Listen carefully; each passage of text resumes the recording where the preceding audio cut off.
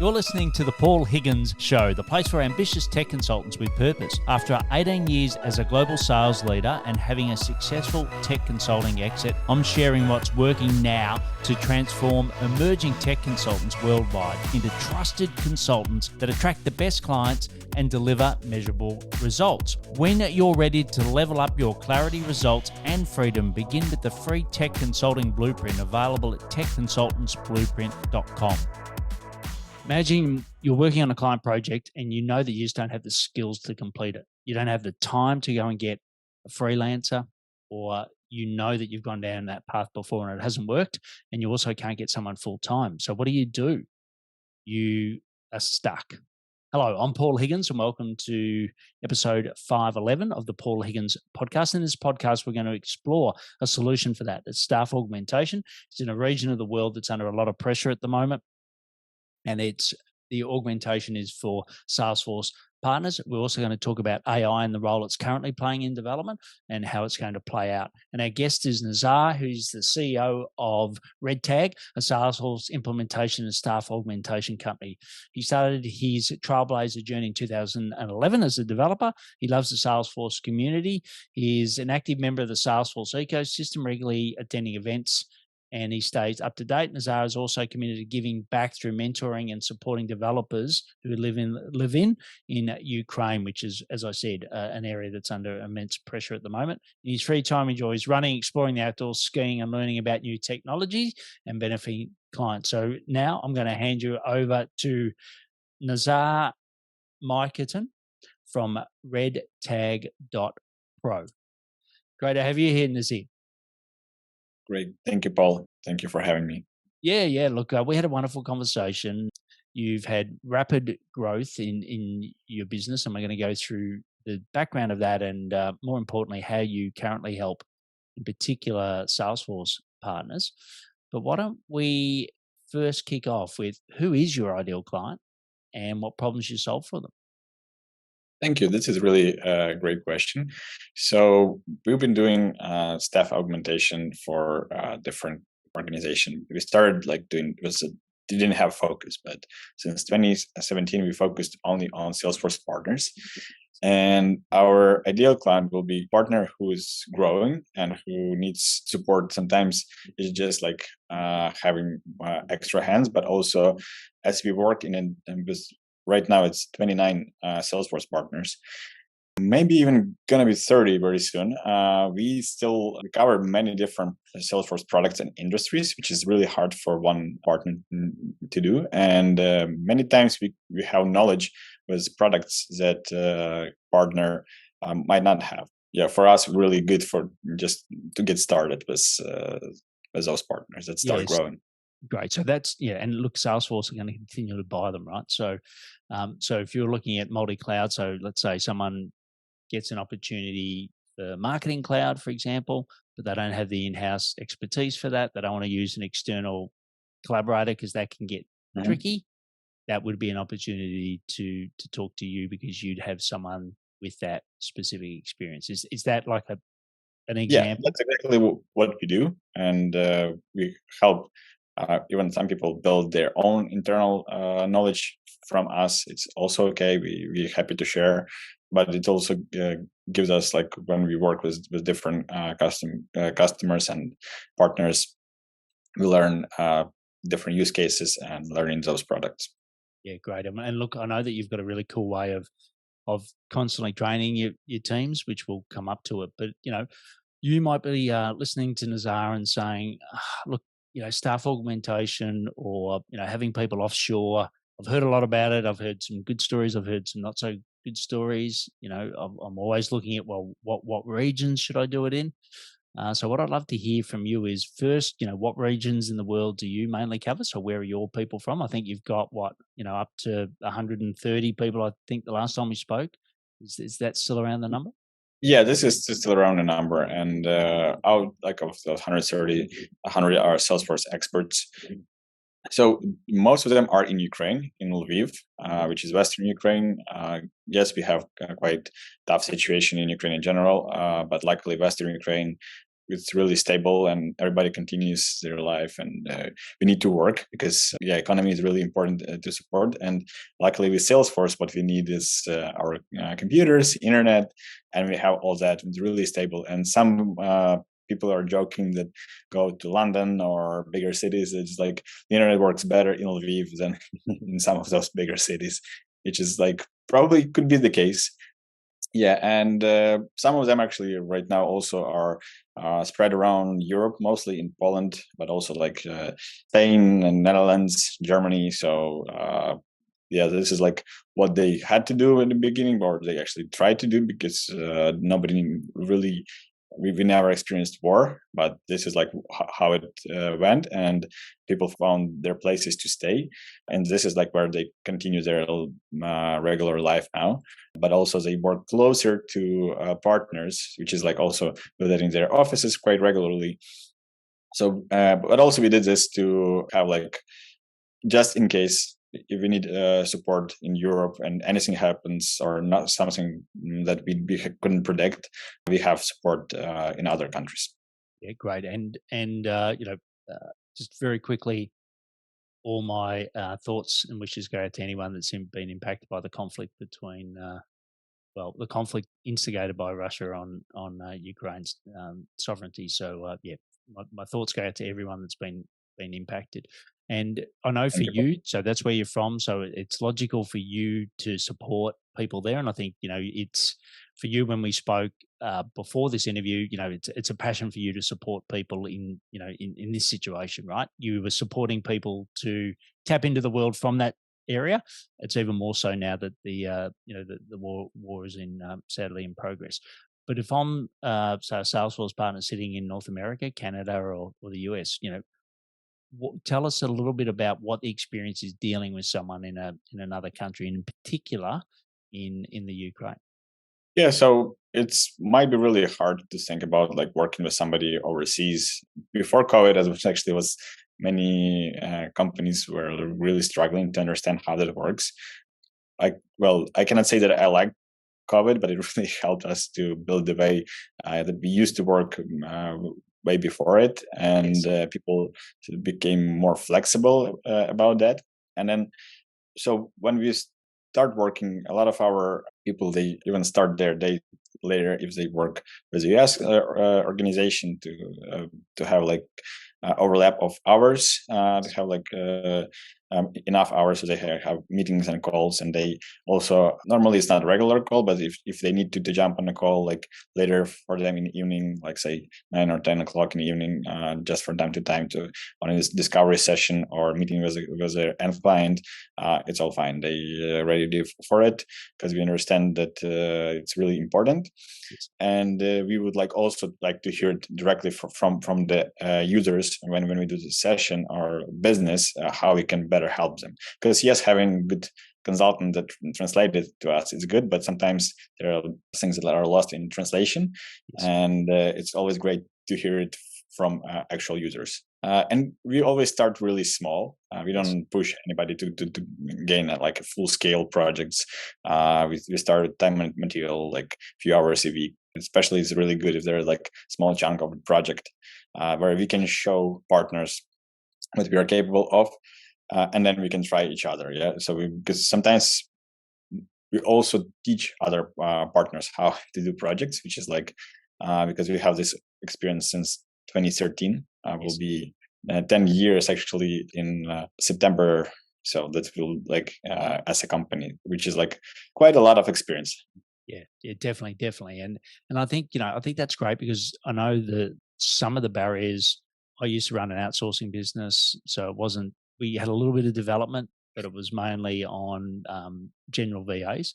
And a lot of it was people just didn't want to lock into a period of time because they didn't know if it was going to be right for them. So I think the way that you've done it is fantastic. You've got an easy entry point, whereas time and materials you can try before you buy and try before you commit. The one rule that I always have, and I don't know if you have the same, is it's best to have two of the Noah's Ark principles. So have two people rather than one. So I think it's always a risk if you just hire one person, because what happens if that one person doesn't work out, or if there's no built-in redundancy. So I always recommend having two if you're going to start. Now I know with development sometimes that's not the case, and if it's very specialized, it's different. What's sort of been your experience on that as a principle? Does it apply? The one that's generic to outsourcing. How does it apply to development? And actually, it does. And we always try to have somebody who can like support each other. People go on vacation, people get sick, Right. people move to other companies, which is all our part of our life. And what we do, we always like, as we have quite a big team, we always have somebody who can help, and we always discuss our projects like internally, how we can work together, because we have this team lead model that especially helps our more junior people that learn, like when they create a solution, we'll verify it with a tech lead to understand if, like, to know if it's actually how it's supposed to be built.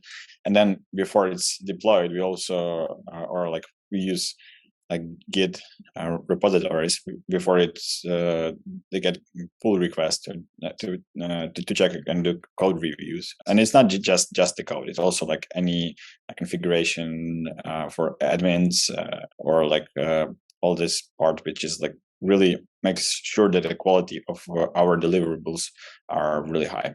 Yeah, great. And the question around geography, like I said, there's multiple geographies. People had different experiences, but the three that we normally come across is Southeast Asia, South America, and then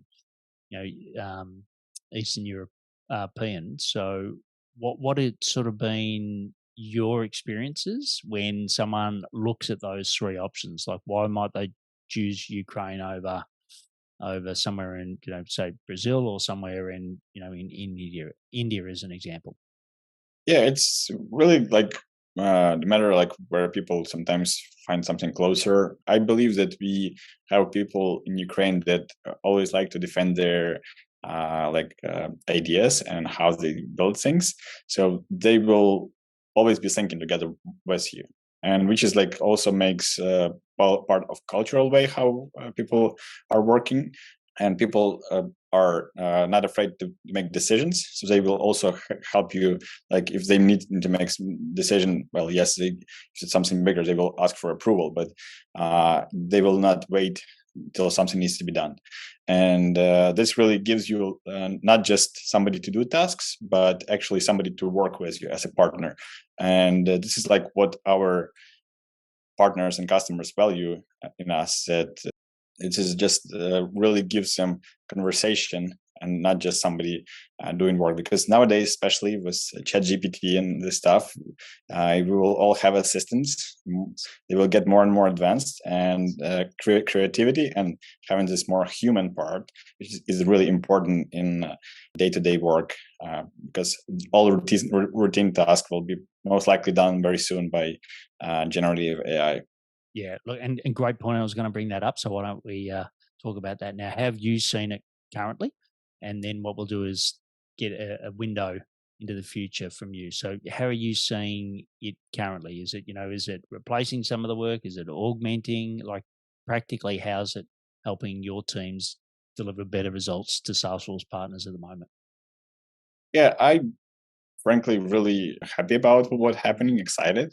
And for some people that will not learn how to use it, that will be really tough. But I think about generative AI as another tool. Like for example, we before we started calculating, we had Abacus to calculate. Then we had a like electronic calculator. Then we got a computer with like Excel spreadsheets. And this is like next level powerful tool that helps us to start working more efficient.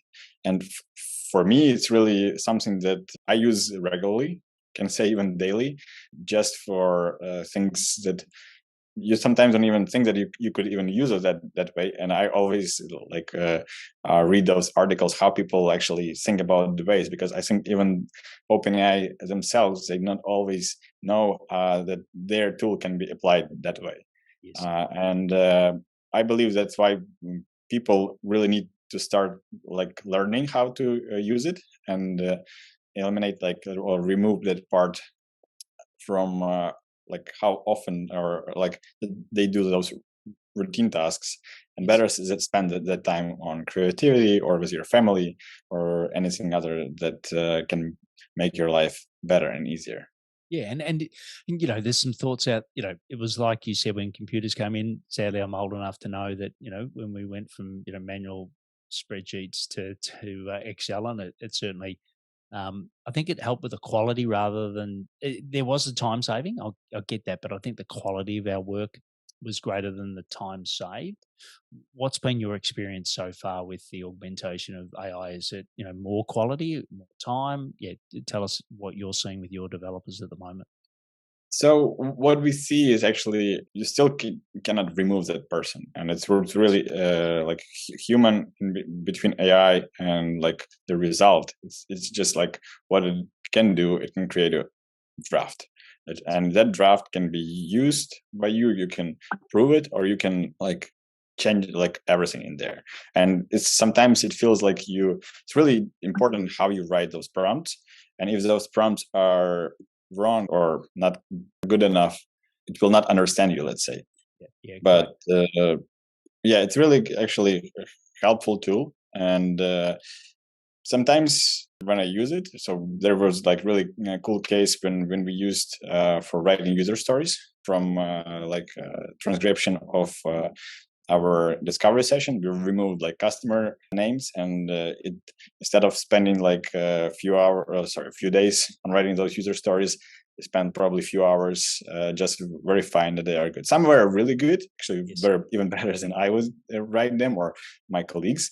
But some of them were like, well, it's just like because it's still generated. It's Yeah, not correct. thinking, let's say, because it's just combines things together based on how you what do you put in, yeah, and what context you gave it. Yeah, and I think that's brilliant. I think the tool and the evolution. I think it is a tool. It's not a replacement. It's augmentation, like you said, and I think we don't know what we don't know at the moment, so it's going to continue to do it. But I think staying abreast of it, and I think for you guys, I know you've got a fantastic skill matrix system that you use internally, and I know there's the technical and the non-technical skills, and you said roughly 50-50.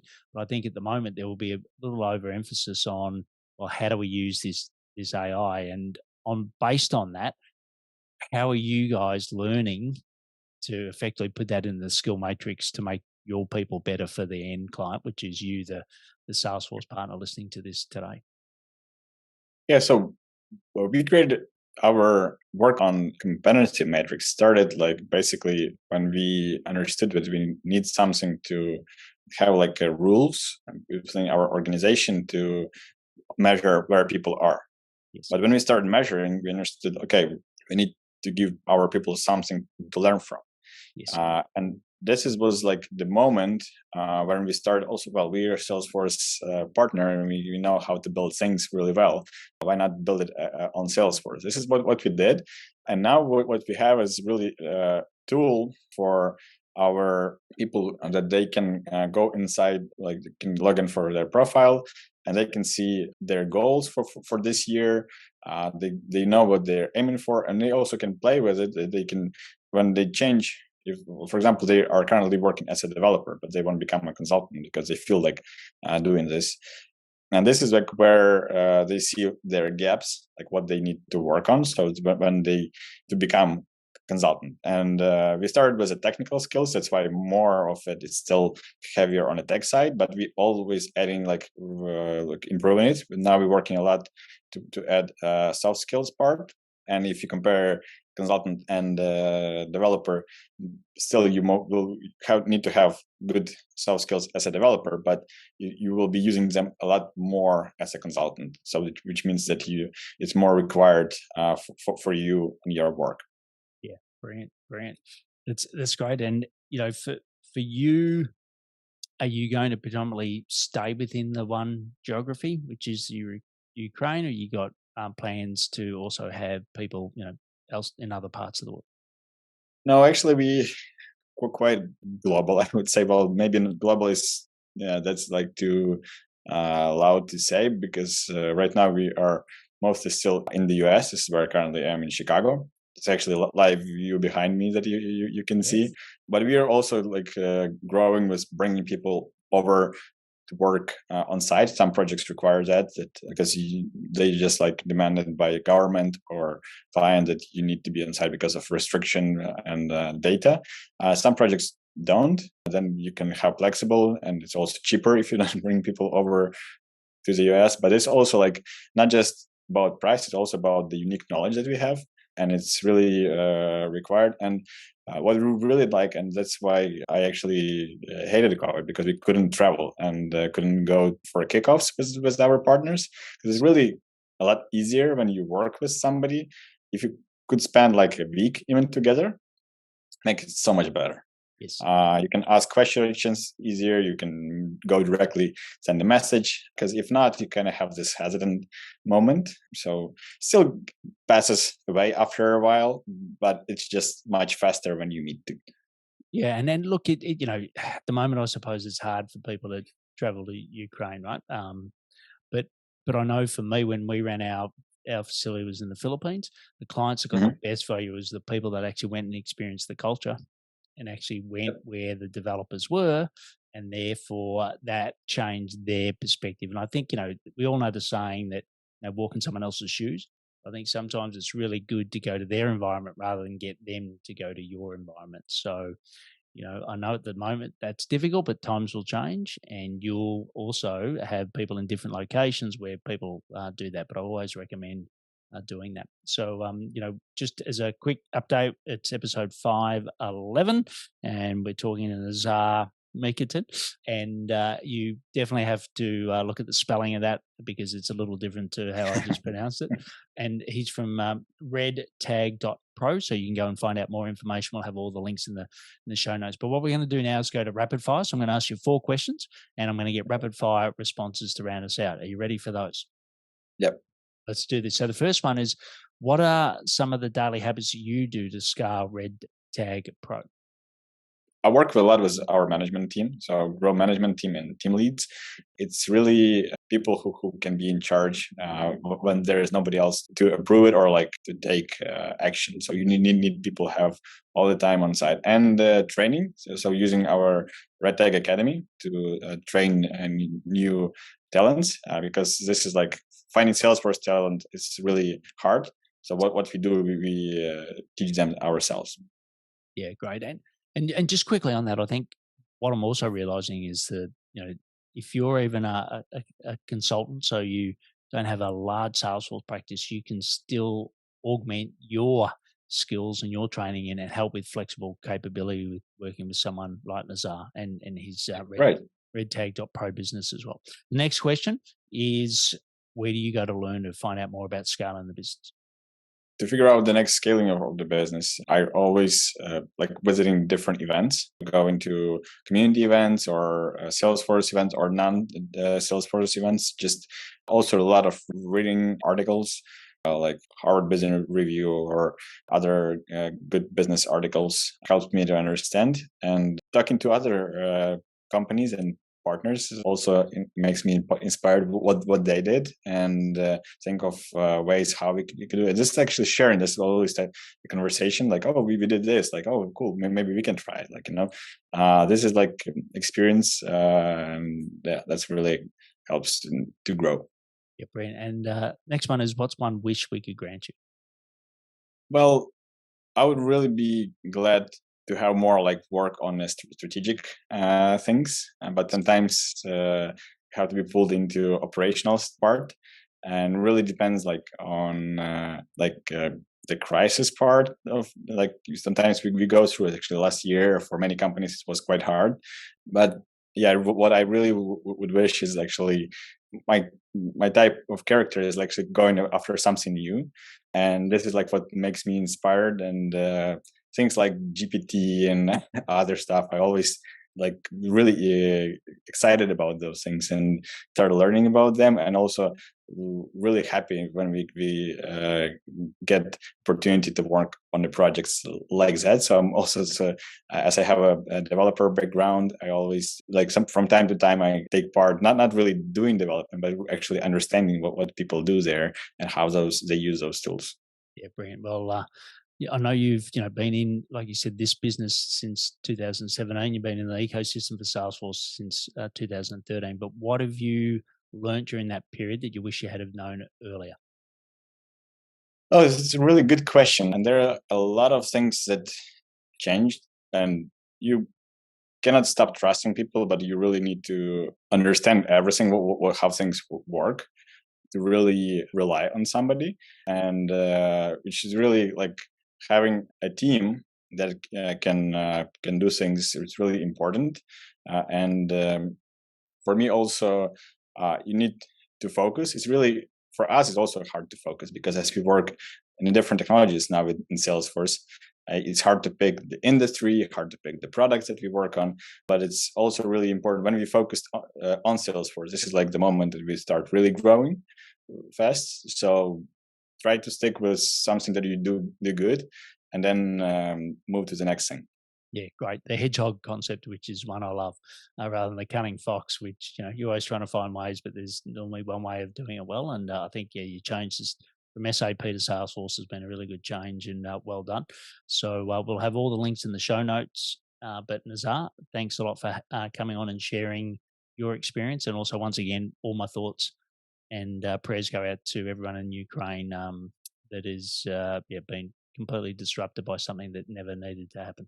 So thanks for coming Thank on you, today. Paul.